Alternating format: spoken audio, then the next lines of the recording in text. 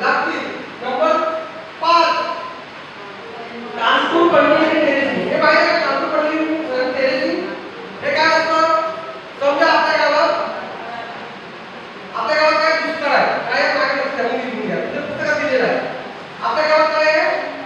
पहाड आहे, डोंगर आहे, उंच भाग आहे, पठार आहे. पाऊस कुठे पडतो? पठारावर, उंच भागावर, डोंगरावर, पहाडावर पाऊस पडतो की नाही? मग तो पाऊस काय करतो? खाली येतो. काय काय घेऊन येतो? दगडे, पूर्ण माती, दगडाची सुपीकता सगळी घेऊन कुठे येतो? खाली येतो. आणि त्याला घेऊन कुठे जातो? नदी आणि नाल्या. मग नंतर काय होतं? ही पुस्तके भरून त्या रस्त्याने पडतात, गाड्यांनी पडतात. आणि डोंगर कधी पडतात? उडी पडतात, खड्डे पडतात, उडी पडतात. सुपीकता काय होते? निघून जाते. मग ती सुपीकता निघून गेली, डोंगरात झाडे होतील का? मग डोंगरात झाडे झाले पाऊस पडेल का? आणि पाऊस नाही पडला तर स्वतःला पडली होईल का?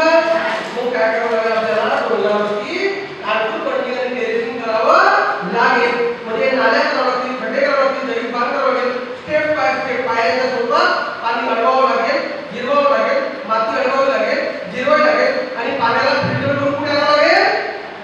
जमिनीवर आणावं लागेल. फिल्टर करून शुद्ध करून. आणि मग फिल्टर पाणी कुठे जावं लागेल?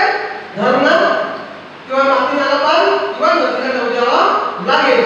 जेणेकरून पाण्याची पातळी काय होईल? वाढेल. डोंगर कसे होतील? सुखी, संपन्न आणि सुफलाम होतील. आणि डोंगरावर वनीकरण करता येईल, शेतीला पाणी उपलब्ध करता येईल, जनावरांना पाणी उपलब्ध करता येईल, मनुष्याला पाणी उपलब्ध करून देता येईल, औद्योगिकरणाला पाणी उपलब्ध करून देता. मग काय केलं पाहिजे? कांटूर आणि टेरेसिंग केलं पाहिजे.